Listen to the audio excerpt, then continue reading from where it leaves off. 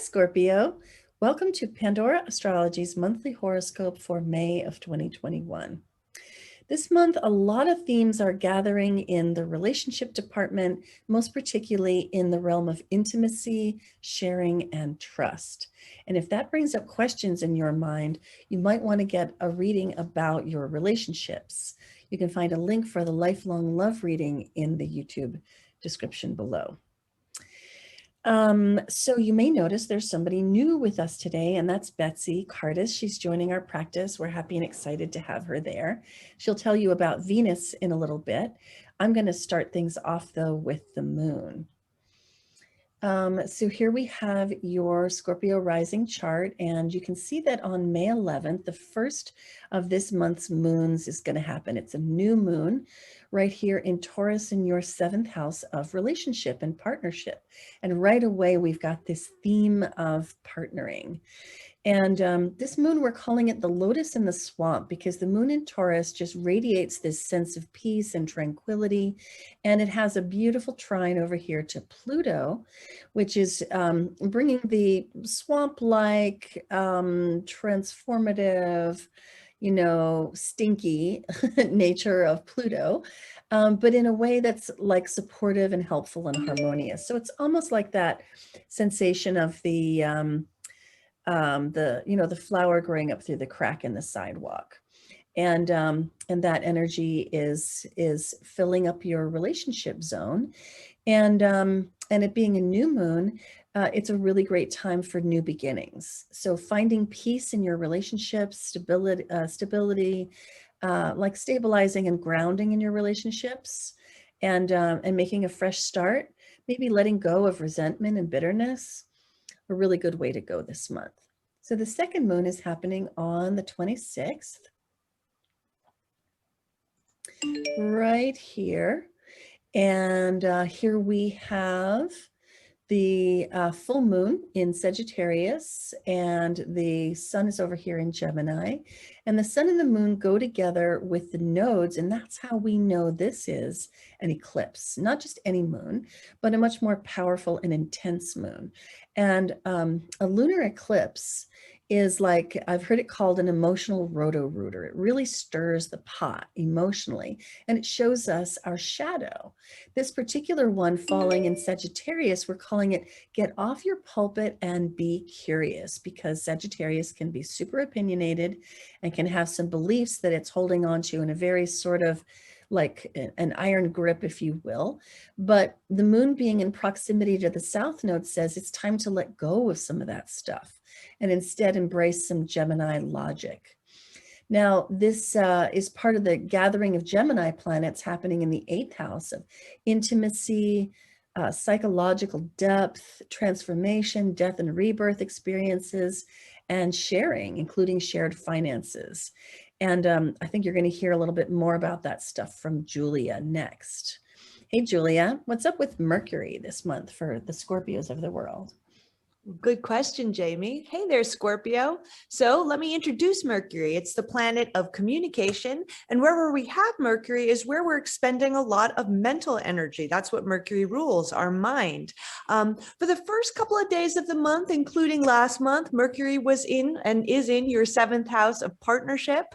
This is also the house of consultants. It basically rules all one-to-one relationships, where you kind of work things through in a dyad context. So with Mercury there, you probably were doing your best thinking with having a partner you could bounce your ideas off of. And it was a very good transit in terms of hiring a consultant if you need some legal advice or you need some health advice. It's a wonderful transit in order to do so. But very early on in the month, on May 3rd, Mercury is going to move into that 8th house. This is the house of other people's money, the money that you share with the people close to you, like joint credit cards or inheritances from your family. It also includes money you share with institutions. So that can be anything from mortgages, taxes, loans, etc. So with Mercury in this house, there might be a lot of strategizing and rethinking through your finances, that planning them out with other people, maybe communicating with those closest to you about them. And the 8th house also has a lot to do with security and investigation and research too. So your mind might be very very, very probing this month as well, wanting to kind of deep dive on some issue, whether it's in your professional or your personal life too. Just don't get too paranoid about it, because that can also be the 8th house. And then Mars, the planet of action and activity, is in the sign of Cancer all month, which is your 9th house. The 9th house, it represents travel. It represents all the things that broaden our horizon. So that can also be things like adventure, new experiences. You know how when you try something new and all of a sudden you can be broadened by it. It can open up your mind. It can kind of yeah, exactly. And the 9th house can also rule education as well. So with Mars going through this house, if you are in school, it might be a time of things getting a little feisty with your teachers. You know, maybe if they want you to rewrite a thesis or do something else, it can bring up a little bit of frustration. And since this is the house of travel and adventure, this can be a pretty stir crazy time for people, because you just want to put your energy out there into the world. So if you have obligations and jobs and school kind of keeping you in one place, restricting your freedom of movement, you might get stir crazy. So Betsy, you got something for us about Venus this month? Yeah, I do. Hi, Scorpio. So Venus starts out the month in your 7th house in Taurus, and so you may have been having some feelings and some conversations possibly about how to balance out your relationships, the one-on-one kind that we've been talking about, because that desire is what we see in Venus. So to have harmony and fairness might have been really important to you this past month, and then until May 8th, when Venus moves into Gemini, which is your 8th house. So the 8th house is the Scorpio Pluto house. So you're already very familiar with this energy, but it's the deep dive and it's the shadow. So with Venus there in Gemini, you might be able to see and appreciate and communicate about more shadowy kinds of things like trust, intimacy, fear, even trauma and healing. So those are the kinds of things that might bubble up, and you might actually be able to put words to them and appreciate them in a way that you might not have been able to do before. And Venus can also help you increase the trust that you have in yourself, and also with any shared resources that you might be partnering with other people in. And it's all just part of how the planets are generally migrating out of Taurus and into Gemini over the course of the month. And the one that really seals the deal is the sun right here around May 20th, when it moves into Gemini and Gemini's season begins. It's the season of mutable air. Gemini is an air sign, and so I like to think of the creatures of the air, like the birds and the flower and the bees and the hummingbirds and the butterflies, all flittering about a field with beautiful flowers, and the breezes blowing through, and all of that sense of movement and stimulation and liveliness. And that's really what this season is all about, really the very epitome of spring. So that means that planets are gathering in your 8th house.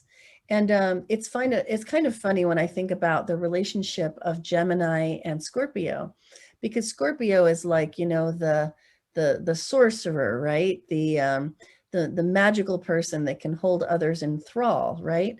And so who ensorcels the sorcerer? Well, that would be Gemini. And that's because I think it's because for Scorpio, it's all about looking underneath the surface, right? And what is really going on underneath the surface. And Scorpio can sometimes verge into paranoia, looking for stuff that's not there. And Gemini is, well, to be frank, all surface.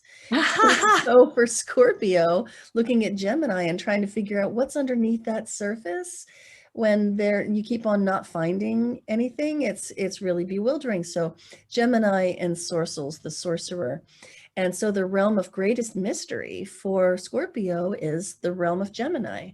And another great feature, I think, about Gemini occupying the 8th house for Scorpio is that this is a realm, you know, it being that realm of psychological depth and intimacy and sharing, and such a really, like, you know, emotionally charged realm, that I think that Gemini here is saying that when you apply logic and the rational and you bring like your mind and your communication, and you say the words that you need to say, and you do the listening that you need to do, that is the very best way to navigate this terrain, which as somebody here said, maybe it was Julia, you know, like this is your spot. Maybe it was Betsy said, like, you know, this is your house, Scorpio. So, yep, lots of emphasis there on the depths. Well, we've made you a little something nice and special this month. We sat down all together, and it was part of getting Betsy going in this practice. And we made a video about how do astrologers cope with their own transits, and which transits do we dread, which transits do we love, and how do we get through them. And so we made a video about that. It's a two-part video, and you'll find it in the May 2021 news playlist on our YouTube channel, Pandora Astrology, which we hope that you'll visit often and subscribe to and like and share widely. Now, you know that we have a website, pandoraastrology.com. You can always find the news of the month and our monthly forecast. And you can get readings, you can take classes, and you can find your horoscope there as well. And until next time, we'll see you around the cosmos. Bye. Bye-bye. Bye.